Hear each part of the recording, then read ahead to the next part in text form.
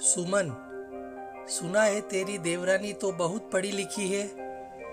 आरती, हाँ मौसी, सिर्फ पढ़ी लिखी नहीं है बल्कि वो तो नौकरी भी करती थी। सुमन, अच्छा, तो तू ना जरा बचकर रहना। आरती, जरा बचकर रहना मतलब मौसी, मैं कुछ समझी नहीं।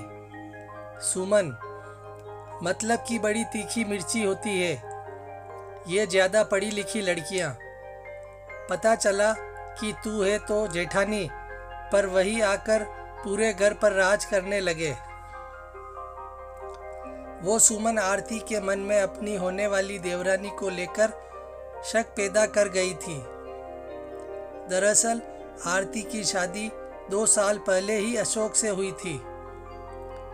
वो बहुत ज़्यादा पढ़ी लिखी तो नहीं थी, लेकिन उसने आते ही पूरा घर बहुत अच्छे से संभाल लिया था।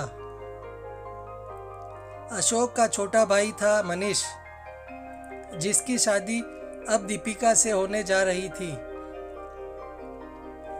तब दूल्हे बने मनीष को देखकर आरती ने कहा, क्या बात है दूल्हे राजा, बड़े जच रहे हो। अब जाओ जल्दी से हमारी देवरानी ले आओ। अकेले घर का काम करके तो मेरा बुढ़ापा ही आ गया। दीपिका आएगी तो कम से कम मैं भी किसी पर हुक्म चला सकूंगी।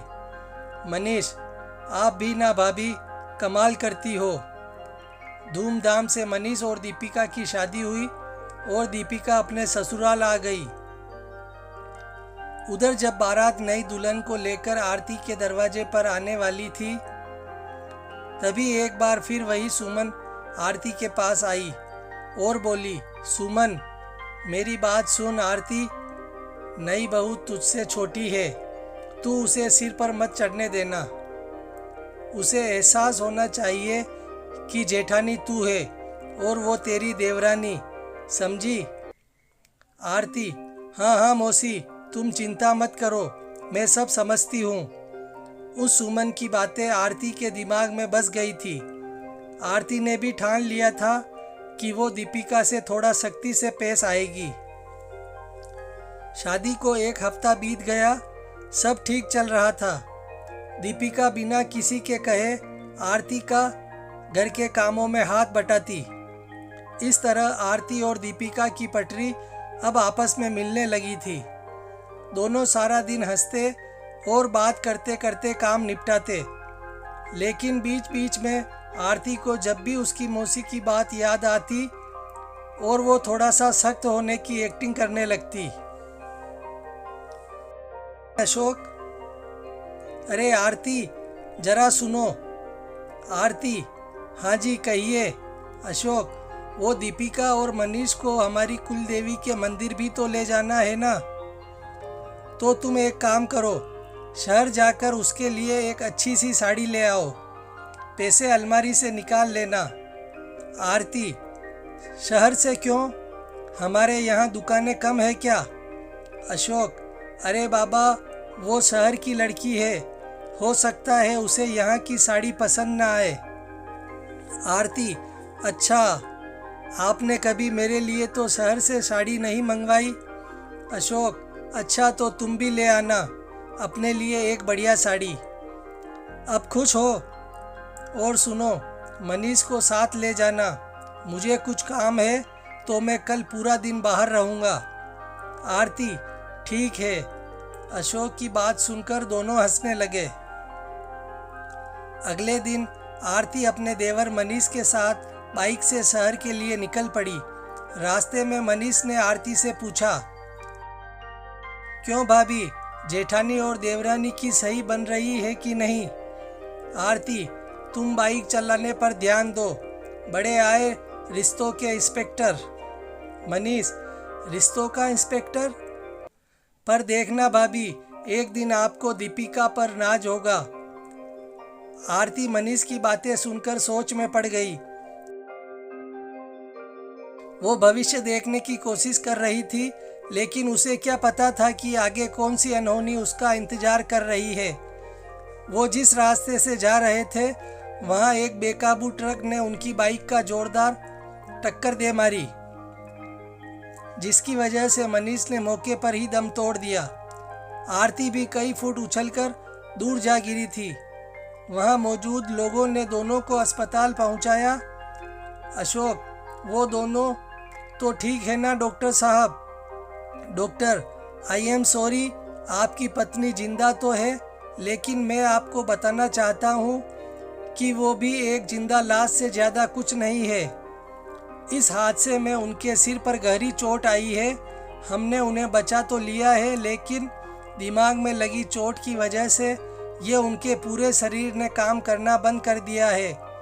अंदरूनी अंगों को भी बहुत गहरी चोट आई है। हम उन्हें कुछ दिन ऑब्जर्वेशन में रखेंगे।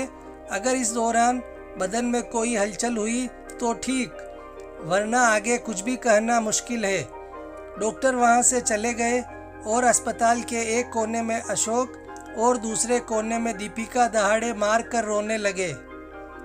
अशोक ने अपना भाई को गवा दिया था और आरती जिंदा लाश बन चुकी थी, तो वहीं दीपिका शादी के 8 दिन बाद ही विधवा हो गई थी। कई दिनों के बाद भी आरती के बदन में कोई हलचल नहीं थी। डॉक्टर जवाब दे चुके थे। फिर एक दिन डॉक्टर, देखिए अशोक जी, मैं आपको कोई झूठी तसल्ली नहीं दूंगा। हमारी लाख कोशिशों के बाद भी आरती की हालत में कोई सुधार नहीं है। उन्हें यहाँ रखकर आप सिर्फ अपना पैसा खर्च कर रहे हैं। इससे अच्छा है कि वो अपने आखिरी दिन आप लोगों के साथ अपने घर में गुजारे।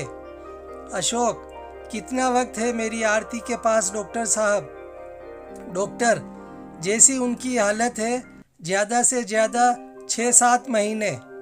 डॉक्टर की बात मानकर अशोक आरती को घर ले आया। अब आरती सारे दिन बिस्तर पर पड़ी रहती। उसकी आंखें खुली रहती, पर वो किसी से कुछ नहीं बोल पाती। अशोक, चिंता मत करो आरती, तुम देखना सब ठीक हो जाएगा। मैं तुम्हारा बहुत अच्छे से ख्याल रखूंगा। दीपिका, ये जिम्मेदारी आप मुझ पर छोड़ दीजिए। आप अपना ऑफिस देखिए, दीदी को आज से मैं संभाल लूँगी। वैसे भी मेरे पास अब करने के लिए है क्या? अगर मेरी सेवा और प्यार से दीदी ठीक हो जाए तो मैं समझूंगी कि मेरा जीवन सफल हो गया। दीपिका की बात मानकर अशोक ऑफिस चला गया। इधर दीपिका ने आरती की सारी जिम्मेदारी बहुत अच्छे से संभाल ली। अशोक ऑफिस जाता और दीपिका सारा दिन आरती की सेवा में लगी रहती। शाम को अशोक आकर आरती से खूब सारी बातें करता। आरती बातें सुनती तो थी, मगर उनका जवाब नहीं दे सकती थी। उधर दिन भर दीपिका आरती की दवाइयों से लेकर उसकी साफ सफाई तक का पूरा ख्याल रखती थी। दीपिका की सेवा और उसका प्यार देखकर आरती की आंखों से आंसू आ जाते थे और वो मन ही मन सोचने लगी कि कितना गलत सोचती थी मौसी। एक देवरानी से बढ़कर ये तो मेरी छोटी बहन जैसा ख्याल रखती है। बेचारी का सुहाग नहीं रहा, लेकिन वो सब भुलाकर मेरी सेवादारी में लगी है। हे भगवान, मेरा तो जो होना था वो हो गया, पर इस बेचारी के साथ इतना अन्याय मत करो। बिना पति के कैसे जिएगी सारी जिंदगी। ऐसे ही कई महीने बीत गए। दीपिका के जी जान लगाने के बाद भी आरती की तबीयत में कोई सुधार नहीं था। फिर एक दिन अशोक ने दीपिका से कहा, दीपिका, मुझे काम के सिलसिले में 1 हफ्ते के लिए बाहर जाना पड़ेगा। दीपिका, आप फिक्र मत कीजिए, मैं सब कुछ संभाल लूँगी। अशोक के जाने के बाद तो दीपिका हर वक्त आरती के साथ ही रहती और रात को भी उसी के बगल में सोती। आरती अब पूरी तरह से समझ चुकी थी कि दीपिका वैसी बिल्कुल नहीं थी जैसा कि उसने सोचा था या उसे पढ़ाया गया था, बल्कि वो सच में नए ज़माने की एक बहुत ही जिम्मेदार लड़की थी। फिर एक रात जब दीपिका सो गई तो आरती ने फिर अपने मन में सोचा, कब तक ये दोनों मेरी सेवा ऐसे ही करते रहेंगे? कब तक अशोक अकेले अपना जीवन काटेंगे? कब तक मैं इन दोनों पर ऐसे ही बोझ बनी रहूंगी। यही बातें सोचते सोचते आरती की भी आंख लग गई। 1 हफ्ता बीत गया। अशोक वापस आया तो आते ही वो आरती के पास बैठ गया। दीपिका भी अशोक के लिए पानी लेकर वहां आ गई। तभी अचानक आरती के हाथ में हलचल हुई। ये देखकर अशोक और दीपिका बहुत ही खुश हो गए। वो डॉक्टर को फ़ोन करने ही वाले थे कि उससे पहले ही आरती का कांपता हुआ हाथ अशोक की तरफ बढ़ा। अशोक ने फौरन आगे बढ़कर उसका हाथ थाम लिया और फिर आरती ने दीपिका को भी आंखों से उसके पास आकर बैठने का इशारा किया। दीपिका भी फौरन जाकर आरती के पास बैठ गई। दीपिका, अब सब ठीक हो जाएगा। मैं डॉक्टर को अभी फ़ोन करके यहाँ बुलाती हूँ। लेकिन दीपिका वहाँ से नहीं जा सकी क्योंकि आरती ने उसका हाथ पकड़ा हुआ था। फिर आरती ने एक गहरी सांस ली और अशोक और दीपिका का हाथ एक दूसरे के हाथ में दे दिया। उसकी आंखों में आंसू और होठों पर एक हल्की मुस्कान थी। वो क्या कहना चाहती थी ये अशोक और दीपिका अच्छे से समझ चुके थे। तब दीपिका ने उससे कहा, दीपिका, आप ये सब मत सोचिए, आप अब ठीक हो जाएंगी। कहते हुए दीपिका आरती के काफ़ी नज़दीक आ गई थी। तो आरती ने दीपिका के सिर पर हाथ रखा और फिर वो हमेशा के लिए शांत हो गई। 2 साल बाद अशोक, दीपिका कहाँ हो? दीपिका, आई जी, लीजिए ये रहा आपका नाश्ता। अशोक, बढ़िया। और मेरी बिटिया कहाँ है? दीपिका, अभी सो रही है। रात भर बस यही रट लगाती रही कि मम्मी प्लीज़ एक कहानी और। दीपिका की बात सुनकर अशोक मुस्कुरा दिया और फिर दोनों अपनी बेटी के कमरे में गए। अशोक, अरे देखो तो जरा, ये बिटिया अभी तक सोकर नहीं उठी। लेकिन अब जब पापा आ गए हैं तो मेरी आरती को तो उठना होगा ना। आरती, गुड मॉर्निंग पापा, गुड मॉर्निंग मम्मी।